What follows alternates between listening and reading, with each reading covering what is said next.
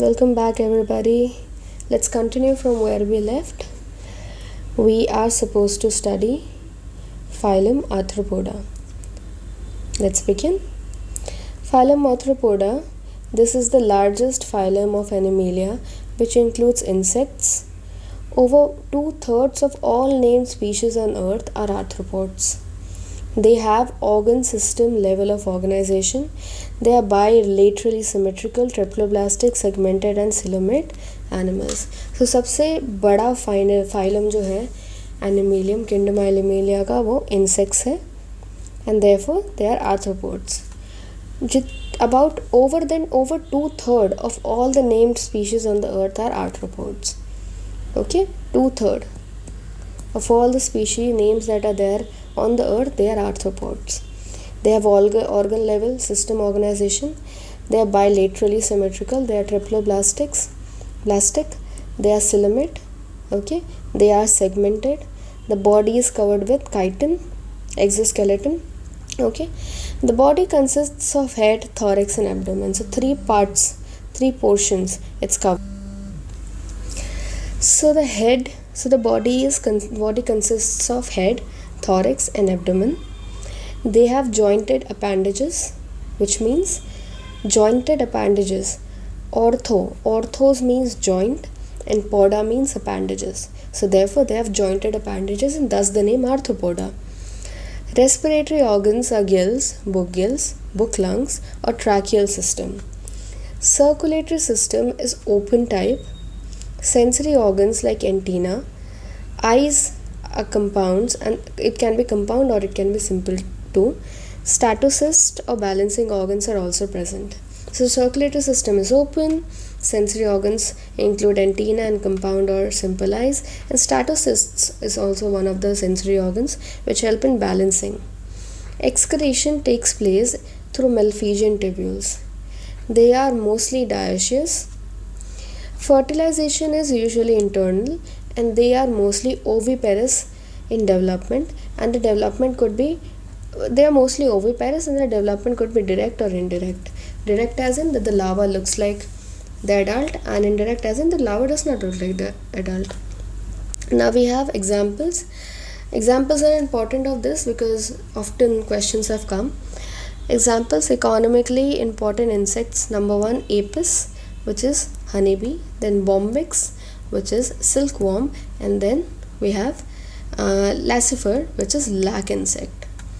Then we have vector arthropods, which is Anopheles mosquito, Helix mosquito and Aedes mosquito.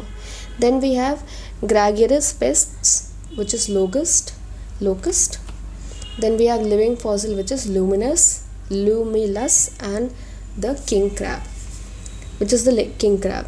Okay, this is the locust, which is the gregarious pest. Then we have butterfly, then we have scorpion, then we have prawn. Let's look at the next phylum, which is phylum mollusk.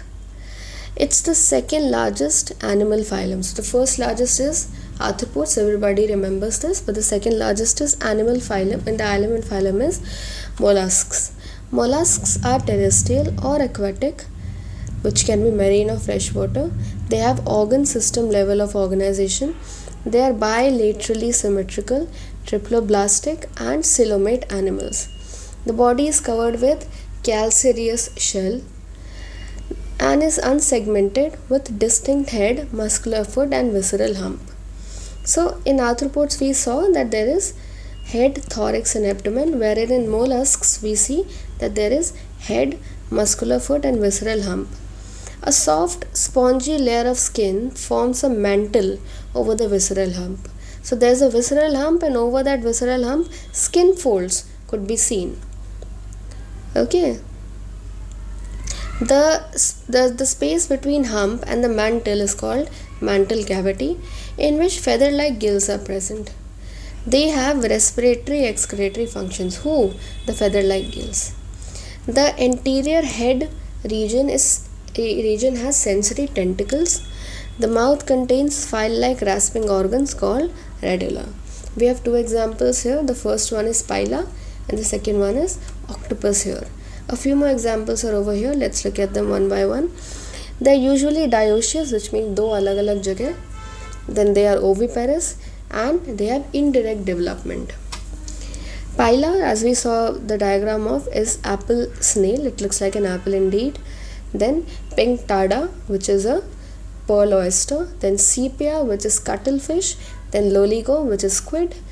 Then octopus, devilfish. Aplysia, which is sea hare.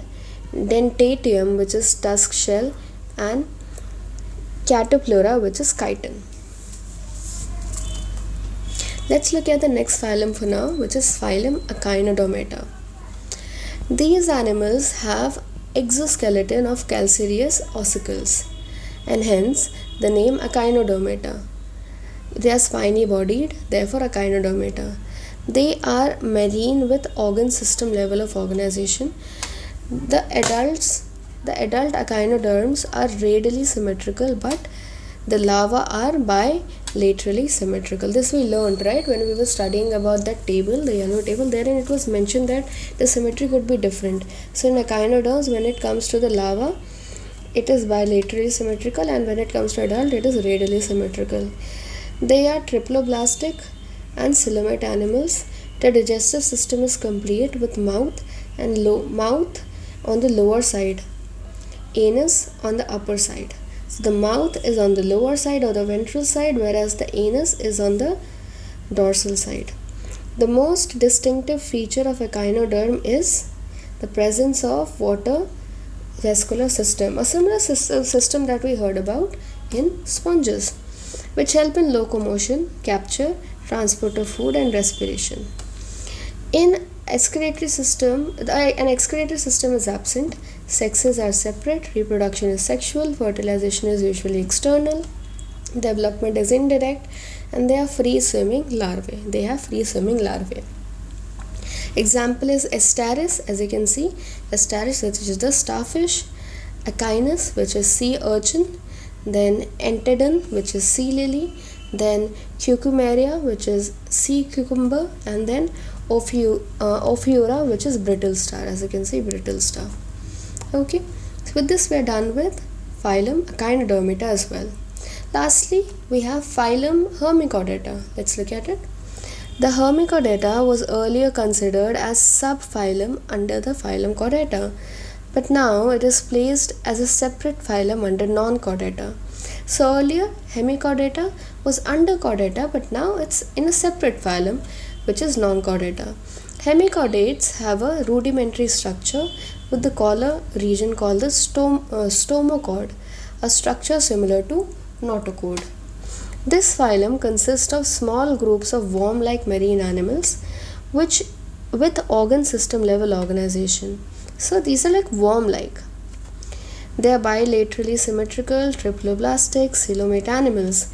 The body is cylindrical and composed of proboscis, collar, and trunk, a long trunk. The circulatory system is open in type. Respiration takes place through gills, and excretion takes place through proboscis gland. The sexes are separate, fertilization is external, and development is indirect. Example is blanoglossus and saccoglossus, and this is blanoglossus. This is a proboscis. This is the collar and this is the trunk. Okay, alright, then let's keep the video till here. We'll read from chordates in the next video. Alright then, see you in the next video. Thanks for watching.